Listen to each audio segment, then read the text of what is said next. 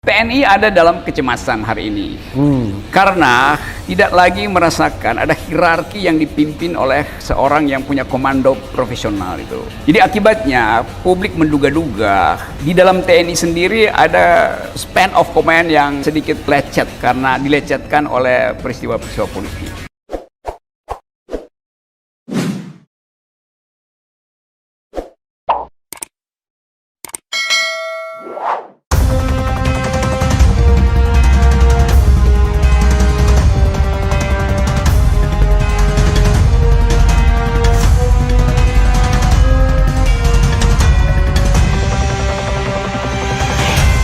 Ya, Sobat RH sekalian, jumpa lagi kita di channel yang keren ini, Keren Cadas.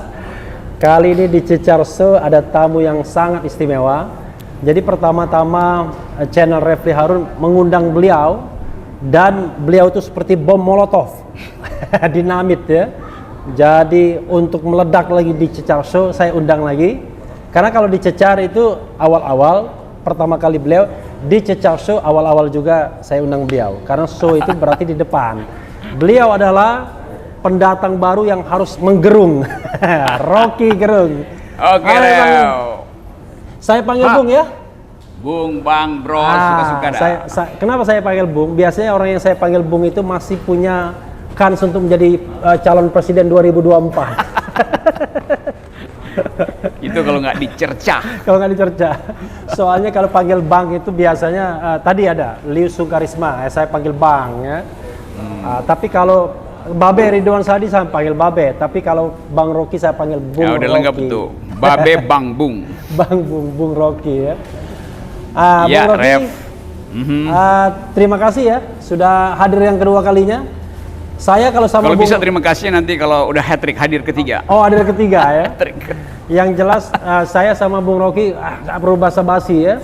Pertama orangnya juga kurang sopan. Tapi ada yang kurang ajar. Kurang ajar ya kan. Tapi hebatnya saya harus belajar ya. Mengeluarkan pernyataan dan statement yang ganas terus tapi lolos terus. Kita tidak sedang belajar atau ngomong undang-undang ITE ya. Bung Rocky. Ya. Di sini ada beberapa segmen ya. Oke. Jadi segmen 1, 2, 3, 4 ya tergantung nanti situasinya. Tapi kalau sama Bung Rocky mudah rasanya. Saya nggak mau pusing-pusing dengan segmen itu. Saya hanya mau menyebutkan mulai percakapan diskusi dengan menyebutkan satu nama. Oke. Nanti percakapan akan mengalir seperti Bengawan Solo ya gitu ya. Saya pikir-pikir dulu ya. Nama pertama itu apa yang saya pilih? Apakah nama depannya D ataukah nama depannya J? Apakah nama depannya H ya yang lagi viral kan? Apa nama depannya G? Karena H dan G itu bisa menjadi sebuah koalisi yang menggetarkan dunia dan akhirat gitu ya. Tapi saya mau nama depannya D dulu ya. Oke. Karena fenomena D itu fenomena yang menarik ya. Karena rupanya ada pekerjaan baru bagi military ya, army, Tentara Nasional Indonesia. Namanya adalah ya Maijen Dudung Abdurrahman.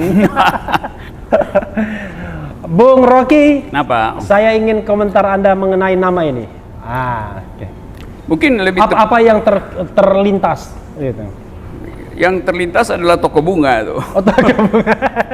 Karena Pak Dudung lah yang membuat bunga itu dipesan oleh banyak nama tapi satu rekening. Mungkin itulah enaknya Rocky Gerung ya.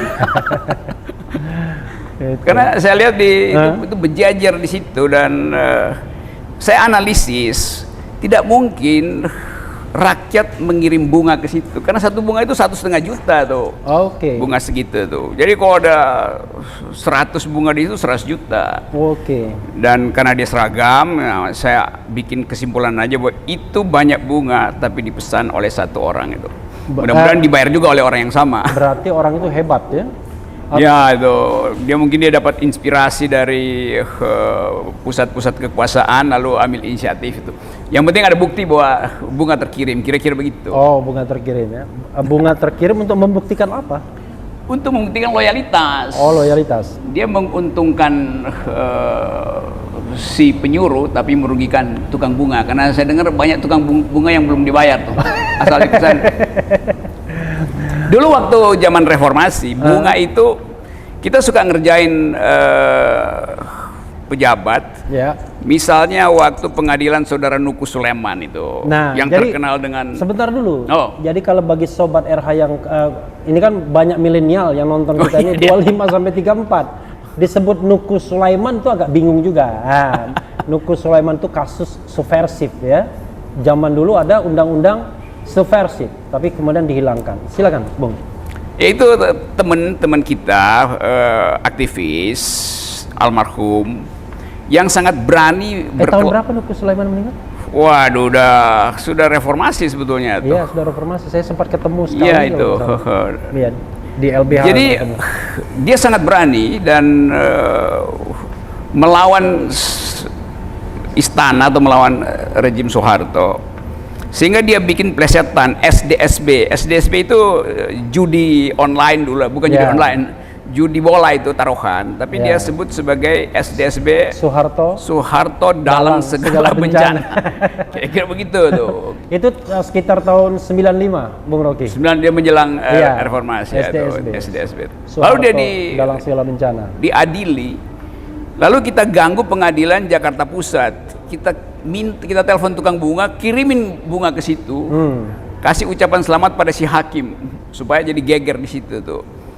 Nah, kita juga nakal waktu itu dan nggak bayar tukang bunganya. Tapi belakangan tukang bunga itu mengerti bahwa itu untuk politik.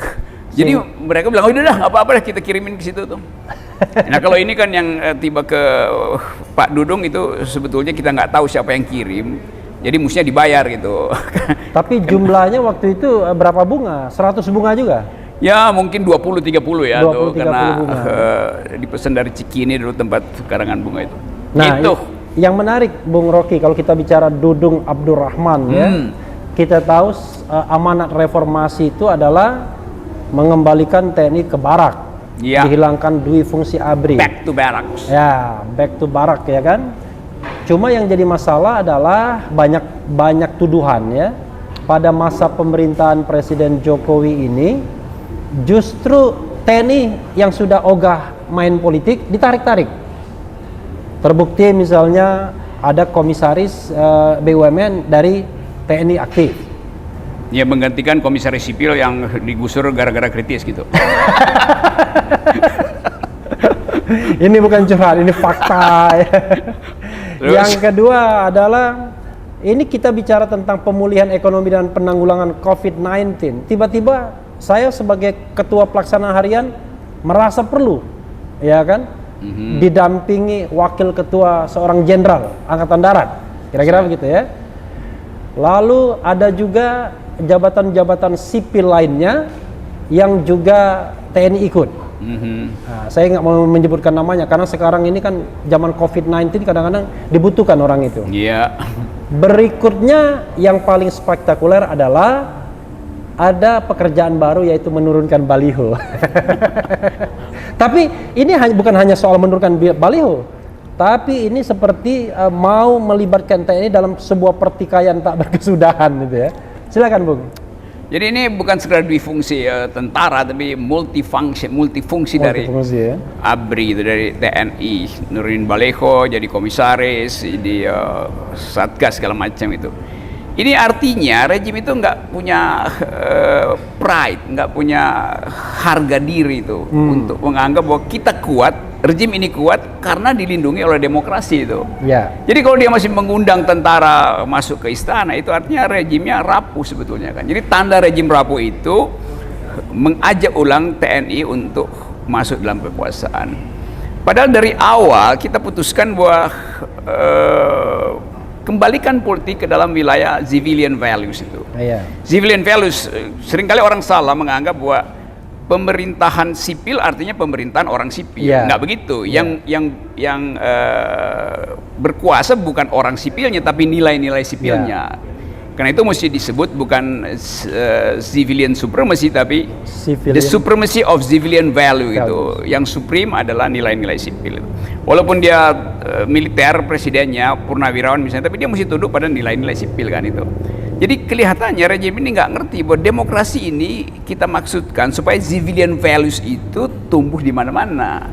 Nah sekarang bahkan orang sipil itu udah belaga tentara kan, karena terkontaminasi dengan. Karena biasanya salah satu cirinya adalah apel siaga biasanya. Iya, apel siaga, dikasih seragam segala macam itu jadi sesuatu yang memburuk sebetulnya dan diamati oleh internasional, dan itu yang salah satu penyebab kenapa indeks demokrasi kita diturunkan di dalam banyak skala dunia itu. Yang jelas partly free kita kan. Yep. Negara yang separuh bebas, Separuh bukan bebas, lagi ya. Dan itu sejak 2016 loh Bung Rocky. Artinya kan sejak pemerintahan Presiden Jokowi. Ya, pemerintahan yang punya legitimasi kuat, dia nggak memerlukan tambahan kekuatan sebetulnya, kan legitimasinya sendiri udah kuat. Tapi ini pertanda bahwa Presiden Jokowi legalitasnya kuat, legitimasinya kurang itu. Karena itu dia minta disupport, disubsidi oleh kekuasaan yang punya lambang-lambang pengendalian kekerasan, tentara, polisi, dan publik tonton itu sebetulnya sebagai satu keanehan dalam demokrasi itu. Dijamin oleh civilian values, tapi kepangkatan militer itu dioperasikan ke institusi sipil, kan itu buruknya tuh. Ya, saya ingin underline ya. Ya. Panglima TNI melalui Kapuspen TNI mengatakan tidak ada perintah dari Panglima TNI kepada Pangdam Jaya. KSP melalui Doni Gahral Adian ya. Ya, itu kan junior Bung Rocky kan di UI. Ya, pernah jadi asisten saya. Jadi mengatakan itu bukan perintah dari istana. Dia pastikan itu kan sebagai orang yang lalu lalang di televisi, menjadi jubir KSP dan jubir untuk media ya. Oke. The question is ya kan, mungkinkah seorang Dudung ya itu melakukan itu secara independen? Kalau Panglima TNI kan yang bisa yang berkuasa ke dia untuk memerintahkan itu paling Kasat, KSAD. Tapi KSAD kan terlalu berlebihan. Mungkin juga Panglima TNI. Dan it could be possible istana. Tapi ini nggak ada yang ngaku. Mungkinkah seorang Dudung ya bertindak dengan independen mengenai soal ini?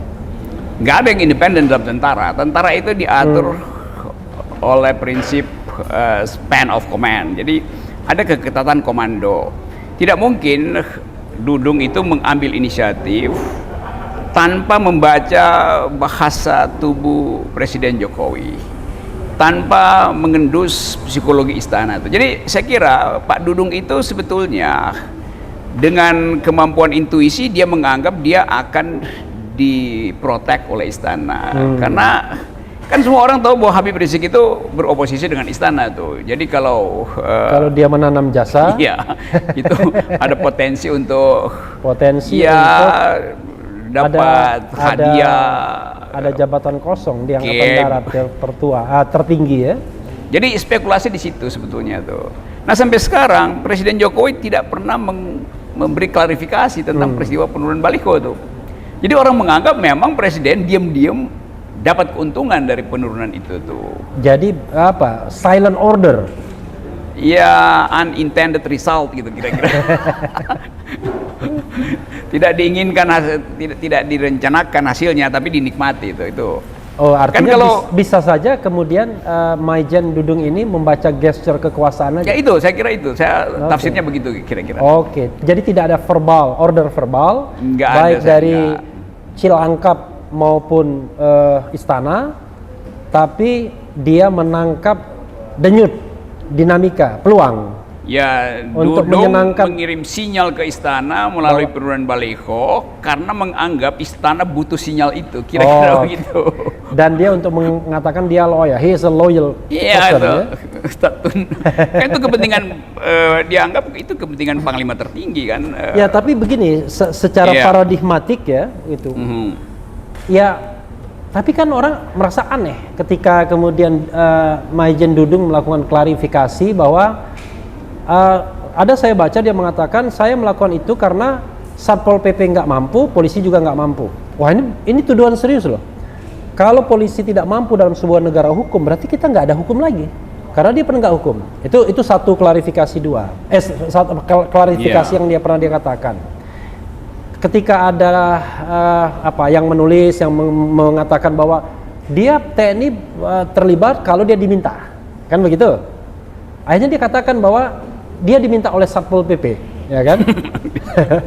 Nah, dari dua pernyataan ini apa yang ingin digarisbawahi Bung Rocky? Pertama dia bilang Satpol PP dan polisi tidak mampu, yang kedua dia diminta Satpol PP. Itu biasanya terjadi, klarifikasi kan mestinya terhadap sesuatu di dalam aturan. Karena dia di luar aturan, maka itu bukan klarifikasi, itu justifikasi sebetulnya. Oh, oke, justifikasi. Ya? Setelah baliho diturunkan, mesti ada alasan gitu kan. Dan alasan itu jadi nggak masuk akal, karena dari awal kita tahu fungsi TNI itu adalah di perbatasan di Kalimantan Utara, di perbatasan Papua, Ambalat di Laut Cina Selatan. Laut Cina Selatan kan dia mesti ada di situ tuh. Jadi kalau dikatakan itu diminta atau menolong Satpol, it is too good to be true gitu. Kalau lagu begitu bunyinya. Oke. Ada pernyataan yang ketiga yang juga lucu ya. Dia mengatakan, loh, kalau kita kaitkan dengan fungsi pertahanan ya, kan kalau konstitusi kan membagi pertahanan dan keamanan, kapan kerjanya? Itu kan, ya dia ingin mengatakan ya kita nganggur-nganggur aja, serangan kagak ada, ancaman kagak ada, ya sudah turunkan baliho aja, kira-kira begitu ya. Ini tafsir saya sendiri, tapi dia mengatakan bahwa kapan kita mau kerjanya? Akibat dari cara berpikir itu akhirnya dia diserang bukan oleh militer asing tapi oleh mak-mak. Diserang oleh netizen kan. Nah kalau diserang netizen, tentara itu nggak punya kemampuan untuk membaca potensi serangan itu. Karena di dalam tentara ada prinsip namanya army readiness. Artinya kesiagaan 24 jam itu. Bahkan ketika dia piket, dia sebetulnya lagi inspeksi itu. Nah akhirnya kita kehilangan doktrin itu. Kapan ada army readiness?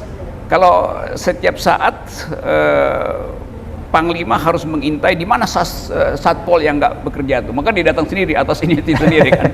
Jadi Anda tidak mampu, mari kami bantu. Iya, jadi dia tafsirin sendiri kalau Satpolnya nggak bekerja itu berarti dia minta bantuan TNI. Itu kan melanggar. Walaupun dalam berita lain saya baca Satpol PP mengatakan nggak pernah minta bantuan. Pasti Satpol PP dari awal tahu bahwa itu jawaban akal-akalan dari Pangdam kan. Karena kata FPI bilang kami baik-baik aja dengan Satpol PP, nggak ada masalah katanya. Iya, ini kan wilayah Tanah Abang itu, wilayah Petamburan itu semacam Bronx itu di New York. Seluruh kejahatan ada di situ tuh. Tetapi orang ingin lihat ada semacam si pitung di Tanah Abang itu, maka Habib Rizik mengambil si pitung alih. Dari gua hantu ya. Bang Pitung itu adalah Habib Rizik kan, bagi umat di situ tuh. Jadi justru Habib Rizik dianggap sebagai pelindung, bukan kriminal gitu kan. Nah karena itu waktu baliho diturunkan itu rakyat di situ juga merasa loh ini kan jagoan kita, jagoan yang melindungi kita, ngapain dia balihonya dipaksa turun oleh tentara.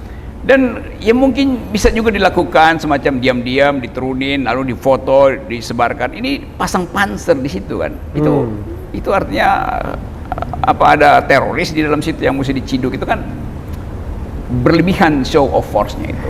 Ada yang menganalisis ya, termasuk saya lah. Iya. Kita tahu bahwa dalam era saat ini ya, 1, 2 tahun, 3 tahun terakhir ini kan kalau kita katakan perbedaan pendapat antara pihak oposisi dengan pihak so-called penguasa gitu ya, itu tentara silent, dia netral, dia tidak memihak apa-apa, tidak ada intention dia untuk katakanlah membela kubu oposisi, tidak ada juga dia mau membackup pemerintah. Tapi ada juga 1-2 fenomena, misalnya ada tentara menyambut Habib Rizik misalnya. Ada tentara yang baca salawat dan lain sebagainya. Nah, ada ya kita katakan juga ada kecemburuan barangkali TNI kepada saudara adik kandungnya atau adik Iya. tirinya ya kan. Saya nggak menyebutkan institusinya apa. Jadi dia silent. Tapi di sisi lain kok penguasa merasa, waduh, kalau kita tidak di backup oleh TNI, nanti jangan-jangan kubu oposisi ini makin gencar menyerang kita dan kita tidak punya pertahanan. Itu bisa nggak dipertanggungjawabkan analisis seperti itu? Artinya memang sengaja ditarik oleh pemerintah sekarang ini. Memang itu real politiknya begitu. Tapi ketakutan istana itu tidak boleh jadi alasan untuk menyeret tentara ke dalam persamaan politik itu atau komposisi politik di Petamburan. Kan nggak fair kalau istana tidak mampu menandingi hegemoni Habib Rizik lalu pakai kekuatan fisik tuh, walaupun itu hanya pameran. Panser itu adalah sesuatu yang serius kalau dikeluarin panser kan. Iya. Nah, simbol-simbol itu yang tidak berhasil untuk meneduhkan suasana politik gitu.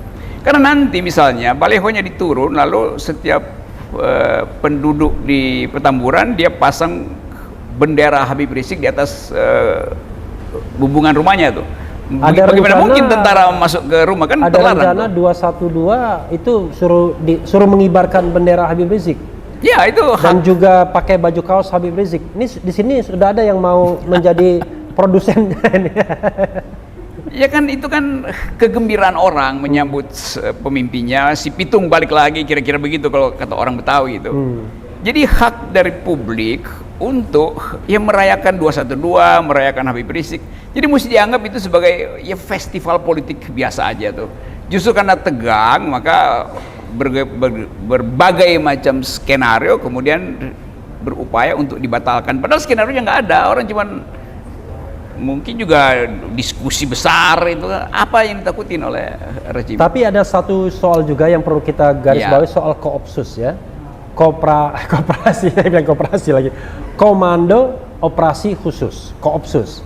Itu pasukan elit yang dibentuk tahun 2019 masa Panglima TNI Hadi Cahyanto. Ya, orang mengatakan karena Hadi Cahyanto ini berasal dari AU dan kita tahu pasukan elit itu banyak yang ada di darat ya kan. Dia perlu itu untuk mengkomando, tapi dia juga perlu untuk memberikan dalam tanda kutip upeti kepada presiden bahwa ini nih presiden, Anda punya pasukan elit yang bisa Anda perintahkan dan ini trimatra. Ya kan, memang merintahnya melalui saya, tapi ordernya oleh Anda. Nah, Koopsus itulah yang pameran di Petamburan, pameran rantis, kendaraan perintis. Anda menilainya seperti apa, Bung Rocky? Saya nggak kaget lagi sebab ada presidennya itu, bahkan BIN pernah pameran senjata gitu kan. Ulang tahun BIN tiba-tiba BIN bersenjatai, bikin upacara tuh. Dan aneh juga. Aneh karena semua ingin perlihatkan bahwa kami punya kemampuan. Termasuk dulu Brimob juga mau beli senjata sendiri. Kan mestinya dalam keadaan ada semacam zeudo perang dingin di Laut Cina Selatan, mestinya kita simpan rahasia persenjataan kita kan. Itu justru diketahui oleh masyarakat internasional kan. Mereka yang sedang siap-siap untuk perang di Cina Selatan hitung-hitung, ternyata Indonesia cuma punya sekian pucuk senjata tuh karena udah dipamerkan itu. Jadi ini agak konyol sebetulnya. Kekuatan yang harusnya disimpan untuk menghasilkan efek gentar nanti sudah diperlihatkan, dipamerkan tuh. Sehingga lawan udah bisa hitung-hitung. Ya, tapi yang menarik bagi saya adalah ketika dibentuk pasukan khusus gabungan Trimatra yang itu langsung di bawah perintah seorang presiden. Kan menarik sekali. Maksudnya buat apa gitu loh. Ini serius ya sobat era sekalian. Saya juga bingung. Karena kan orang ada pasukan elit sendiri, Kopassus, ada pasukan elit sendiri Pashas, ada pasukan elit sendiri Marinir atau Denjaka ya, yang lebih elit lagi. Tapi ini kemudian mereka-mereka yang elit itu dikumpulkan jadi satu dan kemudian dibawa komandonya ke istana. Maksudnya what for? Buat apa? Itu artinya ada analisis bahwa presiden bisa dijatuhin setiap kali dalam waktu 24 jam. Kan cuma itu keterangannya kan, kesiapsiagaan yang maksimal itu. Itu maksimum security itu. Padahal nggak ada soal. Tidak ada semacam... Dan seorang Rocky Gerung kan cuma ngomong doang kan sebenarnya kan. Jadi ngomong karena ditanya Refli Harun. Jadi soalnya teman kita Boni Hargen mengatakan tuh ada upaya kelompok-kelompok yang mau menjatuhkan Presiden Jokowi katanya. Dan saya pikir orang tersebut barangkali Rocky Gerung, jangan-jangan. siapa yang peduli dengan Presiden Jokowi sekarang tuh? Karena Presiden Jokowi secara faktual udah jadi lame duck gitu. Bebek lumpuh itu dalam segala soal itu.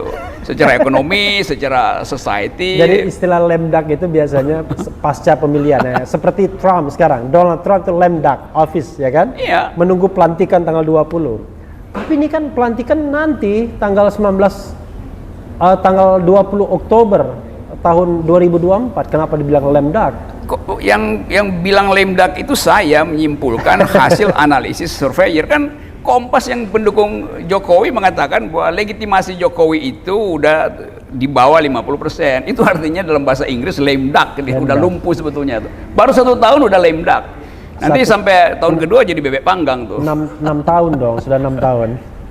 Nah, ini tadi ya soal Dudung ya. Jadi saya ingin Bung Rocky ada closing statement soal Dudung dan fenomena TNI dalam politik ini. Sebelum kita beranjak kepada pertanyaan figur lainnya. Kira-kira gimana? Gitu. TNI ada dalam kecemasan hari ini. Karena tidak lagi merasakan ada hierarki yang dipimpin oleh seorang yang punya komando profesional itu.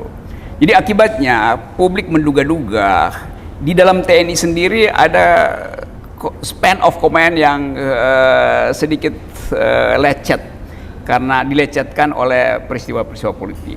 Jadi saya ingin agar supaya betul-betul TNI memperbaiki posturnya sekaligus citranya pada publik. Karena itu betul yang diucapkan kemarin oleh Pak Gatot supaya lakukan reformasi lebih serius di dalam tubuh TNI itu.